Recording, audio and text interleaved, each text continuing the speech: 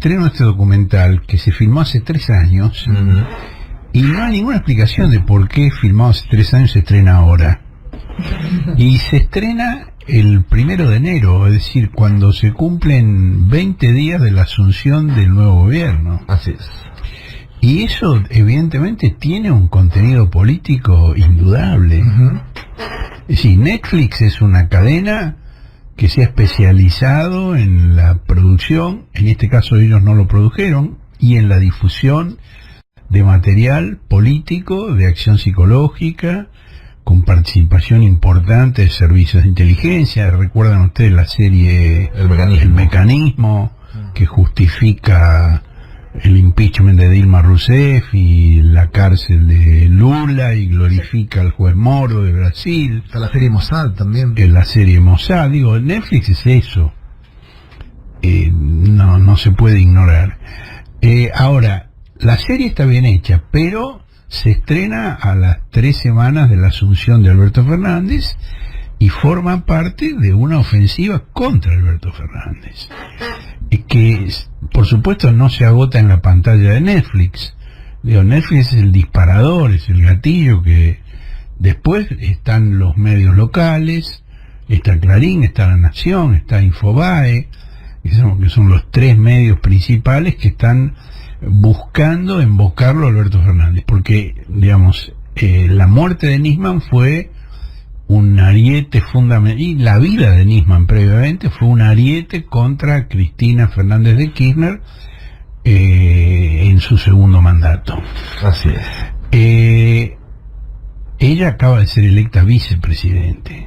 Así es. Bueno, ahora se trata de resucitar a Nisman para tirárselo no solo a ella, sino también a Alberto. Sí, igual... En un momento en el cual se está discutiendo la renegociación de la deuda externa y están los fondos buitre esperando esa renegociación para ver si pueden comprar por 20 o 30 centavos títulos, centavos de dólar, títulos que luego, por medio de un juicio en Nueva York, van a cobrar a su valor nominal, que es lo que ya hicieron en el año 16 con Macri en el gobierno, y que después de que sigamos hablando de la serie yo voy a explicar en detalle cómo fue esa operatoria. Bien, a mí lo que me da la sensación sobre el caso Nisman, que de alguna manera es como el caso Kennedy argentino, ¿no? Donde hay preconceptos que se va haciendo cada uno, algunos más informados, para Kennedy lo mataron. A Kennedy lo mataron, pero nunca estuvo claro quién. ¿Sí? Y algunos creen que fueron unos, otros fueron otros. A eso me refería. Digamos que por más información que haya fáctica, los preconceptos que se hicieron unos y otros se van a mantener. ¿Sí? En ese sentido lo decía. Y la serie creo que es un ejemplo de esto, porque si bien la serie da voz a todas las posturas, cuando se lee entre líneas queda bastante claro que hay una que está más documentada que otra, que hay una que tiene más evidencias que otra. Bueno, hay un capítulo dedicado al suicidio, uno a la hipótesis del homicidio. La verdad que es mucho más convincente la hipótesis del suicidio, por lo menos para el que hizo el documental, o la gente que hizo el documental. Ahora, independientemente de lo que señala Horacio de Netflix, ¿no? En ese respecto, las declaraciones de Alberto Fernández son muy interesantes, porque en la serie él dice: no termino de convencerme que se haya suicidado. Y ahora, luego del estreno de la serie, buscado por los periodistas de los medios que hemos mencionado, dice: no hay hasta ahora pruebas convincentes de que lo hayan asesinado. Esas dos frases, que han sido presentadas como antagónicas, en realidad no son de ninguna manera excluyentes, porque puede ser que no esté convencido de que se haya suicidado y al mismo tiempo no hay pruebas de que lo mataron. Eso lo que significa es que no se sabe, que no está claro, y que el presidente actual tiene dudas al respecto, como las tuvo también Cristina. Recordemos que al día siguiente de la aparición del cuerpo sin vida de Nisman, ella hizo una aparición desde Olivos, que estaba con un pie fracturado en ese momento, en silla de ruedas, donde ella dijo que Nisman se había suicidado. Así es. Y 3 días después, el 22 de enero, Nisman apareció el 18, el 19 ya hizo esta aparición en televisión, y el 22 escribió en sus redes sociales que estaba convencida de que lo habían matado y que Nisman fue útil vivo para atacarla a ella y que es más útil luego muerto para atacarla a ella. Sí, claro. Bueno, esa operación sigue en marcha y se trata de avalar con un peritaje trucho de gendarmería la idea del asesinato, que ahí vos viste bien la serie, ahí aparecen los peritos que hicieron ese trabajo. Sí, la verdad que no dan mucha confianza, aparecen gente muy poco preparada, quedan muy mal parados. Queda bien parada, a mi criterio, la fiscal Viviana Fein en toda la serie. Muy sólida. Sí, y yo te quería preguntar algo, ¿es habitual que un fiscal, como era Alberto Nisman, tenga como fuente principal, casi primigenia, a un servicio de inteligencia, como era Astiuso? No, por supuesto que no, digamos, eso es parte de los problemas que en su discurso inaugural Alberto Fernández dijo que había que modificar. Así es. Y que Cristina en el último año de su gobierno intentó modificar. El tema en el que viene, digamos, prácticamente desde la finalización de la dictadura, cuando perdieron el poder absoluto del gobierno militar, comenzaron el trabajo de Zapa a través de los servicios sobre la justicia y sobre los medios. Sí. Eso comenzó con Alfonsín.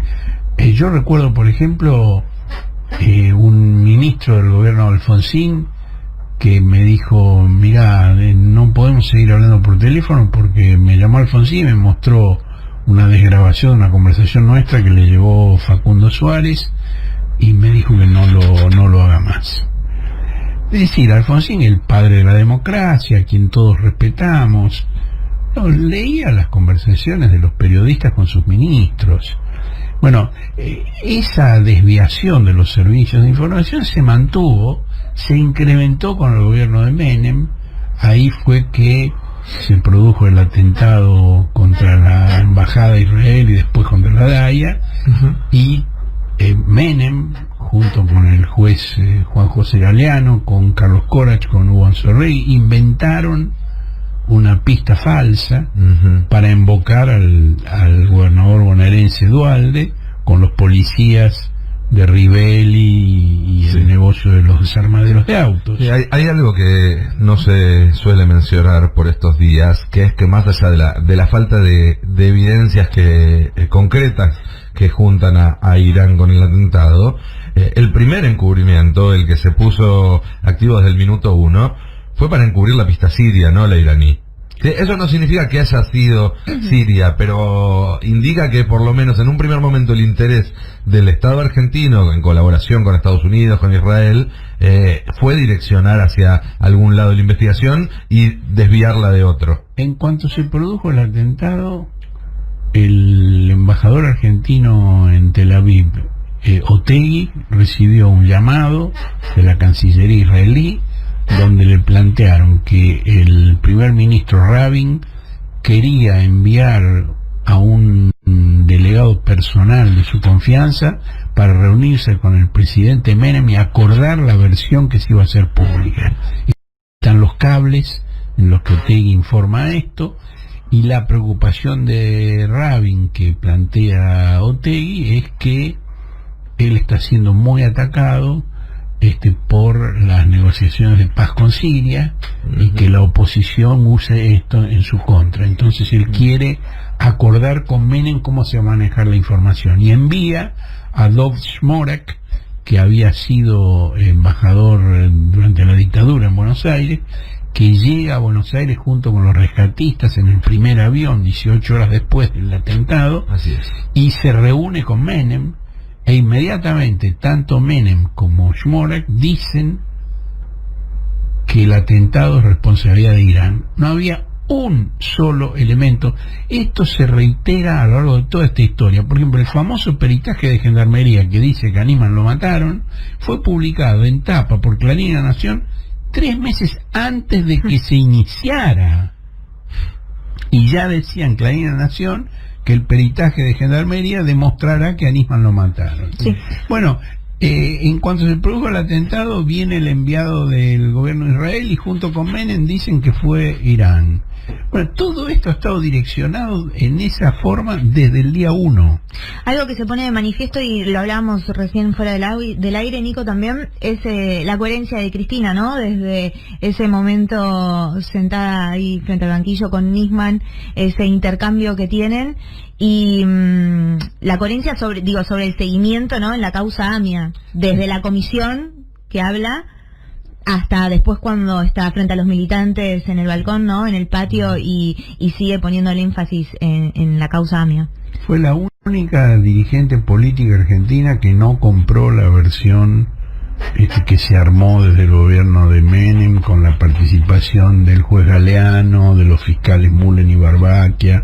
Fue la única que permanentemente estuvo cuestionando esa versión y buscando la verdad de los hechos. En el documental para mí también queda muy claro que todo, digamos, la investigación de Nisman estuvo muy permeada, no solo por los inventos de Stiuso, sino también por la influencia de la embajada americana.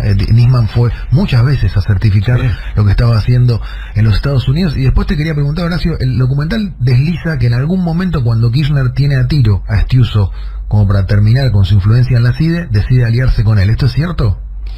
Mira, hablábamos de la influencia de los servicios sobre la justicia.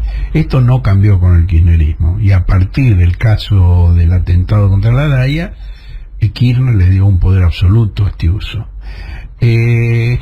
La relación entre ellos empezó con otro episodio, que fue el de los secuestros extorsivos, que la policía de Buenos Aires no lograba resolver. Entonces ahí Kirchner recurrió a la CIDE y tuvo varios éxitos inmediatamente. Después eso cambió totalmente, pero ya se había instalado la participación de los servicios de inteligencia como auxiliares de la justicia, lo cual es una barbaridad que va a ser modificada ahora por el gobierno de Alberto Fernández. Los servicios no son auxiliares de la justicia, la tarea que ellos realizan no puede ser operativa, es otro tipo de tarea. Ahora, simultáneamente se produjo un cruce entre la DAIA y el diputado kirchnerista Leopoldo Moró. Moró es el único dirigente político argentino que estuvo cerca tanto de Raúl Alfonsín entre el 83 y el 89 como de Cristina Kirchner en los últimos años, lo cual es un rasgo muy especial. No hay otro que haya estado tan cerca de Alfonsín y de Cristina. Bueno, Moró puso un tuit donde dijo que el asesinato de Nisman es una operación de marketing realizada por Israel, la derecha estadounidense, los fondos buitre y los socios locales. Reparemos en que Moró habló del club de los socios locales, no mencionó a la DAIA y ni siquiera dijo que fueran judíos. Simplemente dijo Israel, la derecha de Estados Unidos, el gobierno de Israel, la derecha de Estados Unidos, los fondos buitre y el club de los socios locales. La DAIA, con una cola de paja extraordinaria, cometió un acto de sinceridad y se dio por aludida. Y le contestó que era un acto de antisemitismo lo que había dicho Moró. Realmente es un episodio notable, pisaron una cáscara de banana de una manera extraordinaria. Se hicieron cargo de algo que no les habían recriminado. Y reitero, Moró ni siquiera dijo que fueran judíos. No solo no nombró la DAIA, tampoco dijo que eran judíos. Ahora, lo que todo esto muestra es el vínculo entre Nisman y el tema de la deuda externa, tanto pasada como futura, donde participan los buitres. Y además de los buitres participan intereses internacionales que tienen que ver con Estados Unidos y que tienen que ver con Israel. Cuando se firma el memorándum de entendimiento con Irán para investigar el atentado,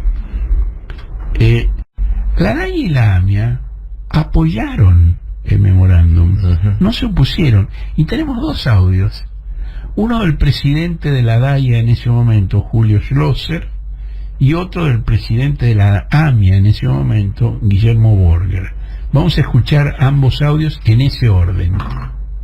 Nosotros estamos convencidos que el trabajo del fiscal Nisman es brillante, y yo me pregunto, 6 años de librado de las órdenes de captura, iraníes que se pasean por países de América.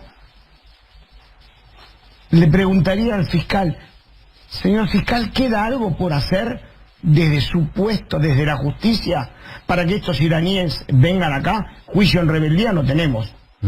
El fiscal que me contestaría, lo que se hizo es todo lo que se puede hacer dentro de la justicia. Se fue a Interpol, se hizo un gran trabajo, se logró unanimidad en el Ejecutivo de Interpol, se logró una abrumadora mayoría en la Asamblea, se establecieron las alertas rojas. ¿Y ahora qué? ¿Ahora qué?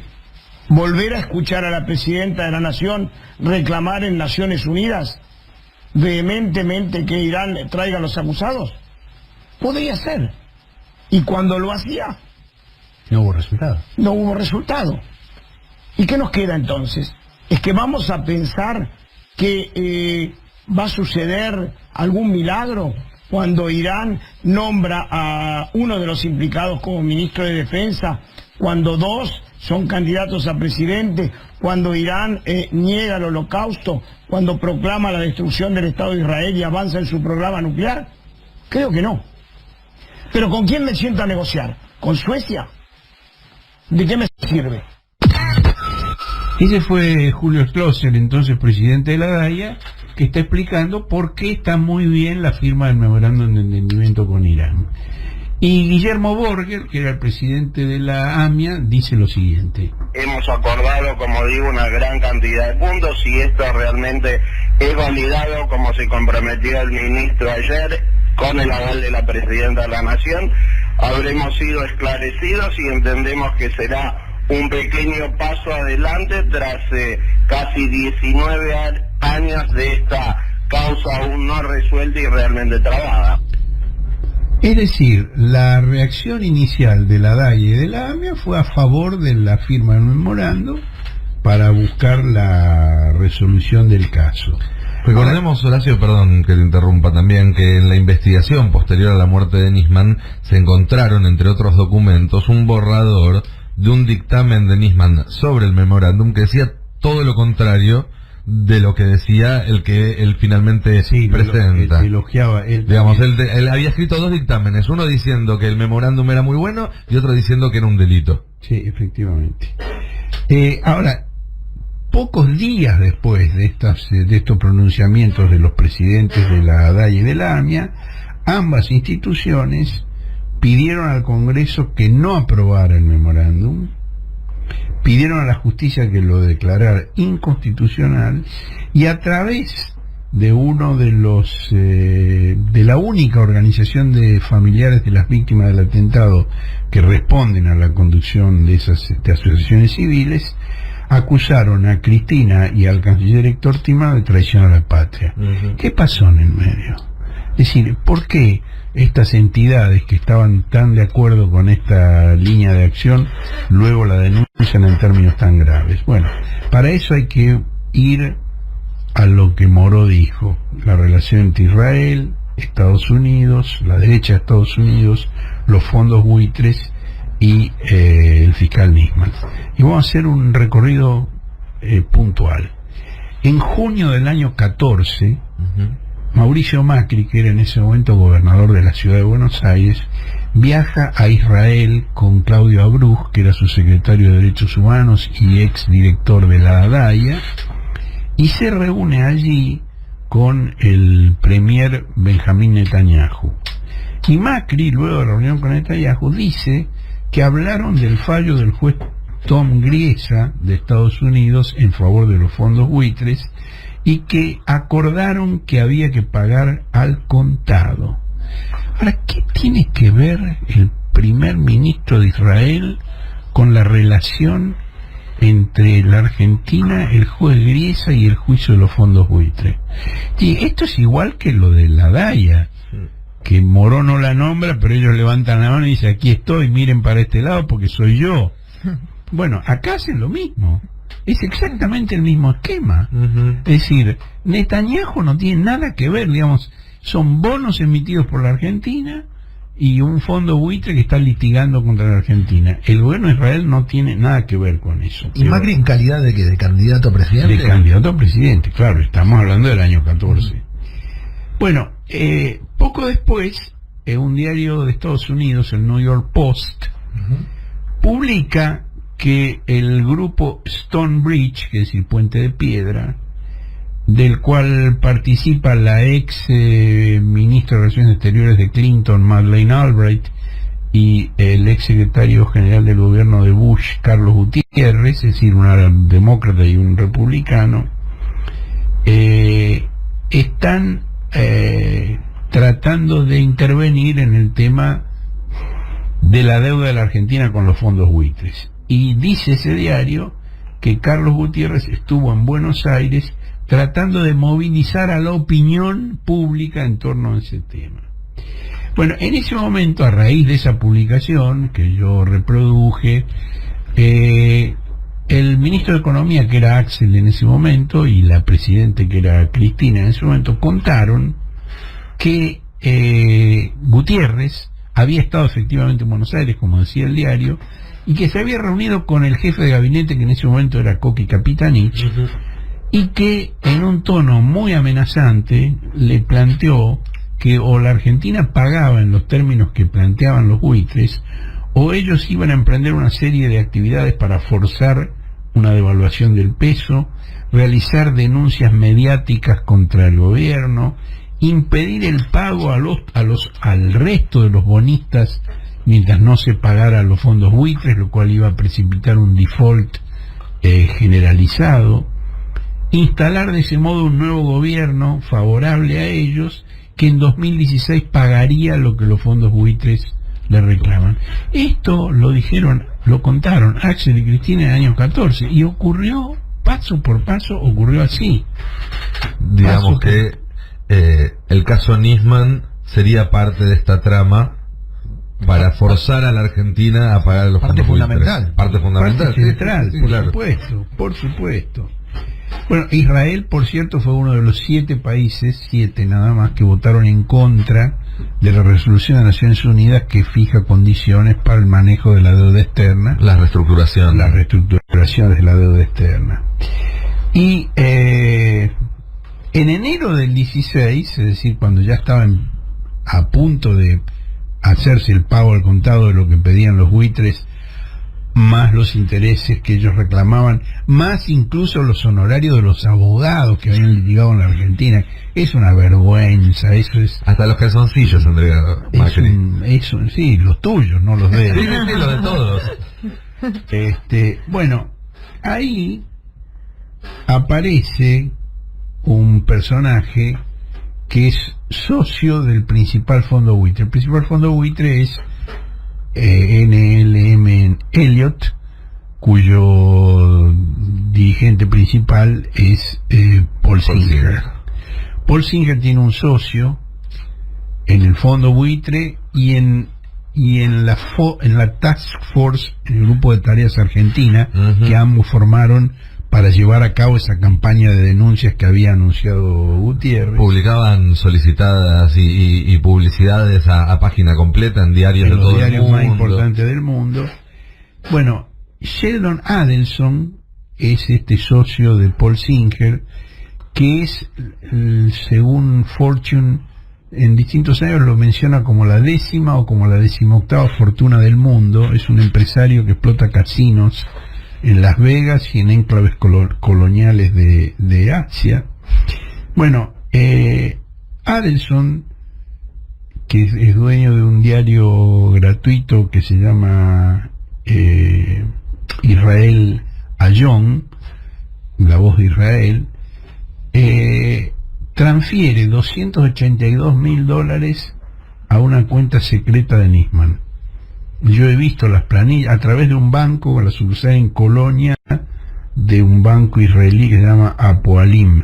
Yo he publicado las fechas de cada transferencia entre los años 10 y 14 y publicado todos los datos de esa transferencia. Lo que no pude es obtener el facsímil. Me dejaron verlo, me dejaron copiar los datos, pero no me dejaron sacar un facsímil. pero digamos, de absoluta confianza. De hecho, cuando se hizo la primera publicación sobre el tema, Adelson amenazó con juicios. Cuando yo publiqué la planilla se mandó a guardar y no volvió a decir una palabra al respecto. Esta es la historia. Esto fue Nisman, una marioneta de esta operación siniestra internacional para poner de rodillas a la Argentina, para que pudiera llegar Macri a la presidencia, para que pudiera comenzar el tercer ciclo del endeudamiento argentino que encadena al pueblo con bonos hasta de a un siglo. Y en este momento la negociación de la deuda externa de aquí a marzo, lo está diciendo el gobierno, es el tema central. No podemos saber lo que va a pasar con el resto de la economía mientras no sepamos cómo se maneja este tema de la reestructuración de la deuda. Argentina dice que quiere pagar, pero que necesita crecer para pagar, y los buitres están esperando que fracase la negociación para comprar por 20, 30 centavos de dólares títulos que luego, mediante otra acción judicial, tratarán de cobrar a su valor nominal. Esta es la siniestra historia que explica por qué se estrena en este momento el documental Nisman. Ahora, sabes que a pesar de todo lo que cuenta Horacio, quería destacar que así como queda muy bien parada Viviana Fein, en mi modesta opinión queda muy bien parado también Héctor Timerman. Sí, por lo menos para mí, en el documental. Sí, y también extraña, ¿no? Porque yo creo que cumple la función que dice Horacio, el documental sin duda, y sin embargo Timerman, digamos, queda muy bien. No así Laura Alonso, pero que a la vez la ilustra como debe ser. ¿Contaron lo que aparece Laura Alonso en el documental? No lo contamos al aire, lo comentábamos fuera de cámara, pero ya en el comienzo del primer capítulo, Laura Alonso relata... Primera salida al aire. Sí, que ella estaba durmiendo, la despierta un productor de radio, le avisa que Nisman había muerto, y ella al instante sale al aire en ese programa de radio, y muy inteligentemente el editor del documental pega la entrevista que da Laura Alonso en ese momento, donde ella ya empieza a hablar de que fue un asesinato, digamos, ella que se había enterado hace instantes y que no tenía ningún tipo de información sobre el asunto, ya estaba empezando a instalar la versión del asesinato. Es idéntico. El peritaje estaba en las conclusiones 3 meses antes que se iniciara. Y siempre es lo mismo. Israel y Menem acuerdan que fue Irán 24 horas después del atentado, antes de tener el menor indicio. Laura Alonso instala que lo mataron a Nisman cuando se despierta y se entera que murió. Y es siempre lo mismo. Déjame trazar otro paralelismo, porque a esa explicación que acabas de dar vos y que es muy clara y contundente, que vincula a Nisman con los fondos buitre, se superpone otra, más internacional si se quiere, que era que pocos meses antes Barack Obama había iniciado un acercamiento con Irán muy resistido por el establishment, el círculo rojo militar y de inteligencia de los Estados Unidos, y el caso Nisman también era una forma de poner obstáculos en ese acercamiento, decir, miren con quién se está tratando de negociar Obama, con los que mataron a este fiscal, con los que hicieron el atentado en Buenos Aires, etcétera. Y ahora, bueno, se estrena el documental y casi al mismo tiempo Medio Oriente, por decisión de Trump, en momentos en los cuales se entra en un año electoral en los Estados Unidos, está al borde de un conflicto armado que hay que ver cómo escala, hay que ver qué es lo que sucede, todavía falta mucho, hay que ver cuál va a ser la respuesta de Irán y demás, pero que, digamos, en el hecho de anoche, en el asesinato del general más importante del ejército iraní, está el germen de un conflicto armado que puede ser más grave que cualquiera que hayamos visto en la región en el último cuarto de siglo. Esta preocupación yo la tuve desde el primer momento en que Kirchner le dio mano libre a Nisman y a Estiuso para la investigación. Yo escribí una columna en el diario Página 12 donde advertí el riesgo de que todas las operaciones que estaban haciendo Estiuso y Nisman concluyeran justificando el bombardeo norteamericano sobre Irán que Israel estaba presionando para que ocurriera. Y se produjo un episodio que yo no recuerdo algo equivalente en ninguna época y en ningún lugar del mundo, y es que la oposición republicana al presidente Obama invitó a Netanyahu a viajar a Estados Unidos, y Netanyahu en el Congreso norteamericano, en Capitol Hill, hizo un discurso virulento contra el presidente Obama en pleno mandato de Obama. En el Capitolio. En el Capitolio. Yo nunca vi una cosa así. Sí, así es. Nunca vi una cosa así. Sí, hay evidentemente un entrelazamiento de intereses. Y volviendo a la política argentina, además, esto tiene que ver con la resistencia del sector financiero internacional que fue hegemónico durante el gobierno de Macri y que se resiste a ceder la hegemonía a otra fracción del capital que está participando en apoyo del gobierno de Alberto Fernández y Cristina Fernández de Kirchner. Ese es el otro componente que está en juego en este momento. Digamos que Macri y Bullrich traten de endurecer la oposición no es extraño, porque digamos el gobierno de Macri representó eso. Representó por primera vez que en la alianza de clases patronales que ha sido decisiva en los sucesivos gobiernos argentinos, por primera vez la hegemonía la tuvo el capital financiero internacional. Así es, y para concluir diría que es un buen momento para releer los libros sobre la rama argentina de Wikileaks, tanto el de Sebastián Lacunza como el de O'Donnell, me sale Santiago, porque en esos libros también hay mucha información que leyéndola a la luz de estos acontecimientos se resignifica y le da otro cariz al asunto. Bueno, ahí está Macri yendo a la embajada pidiendo que sean más duros con el gobierno de Kirchner. Y está Nisman yendo a la embajada. Macri diciendo que a Kirchner hay que tirarlo por la ventana, por la ventanilla del tren, y está Nisman yendo a la embajada básicamente a que controlen y chequeen cada paso que daba antes de hacerlo público. Y está la recriminación de la embajada por haber acusado a Menem por encubrimiento, porque eso distraía la atención del tema que a ellos les interesaba, que era la denuncia de Irán. Así es. 38 minutos pasaron de las 9 de la mañana.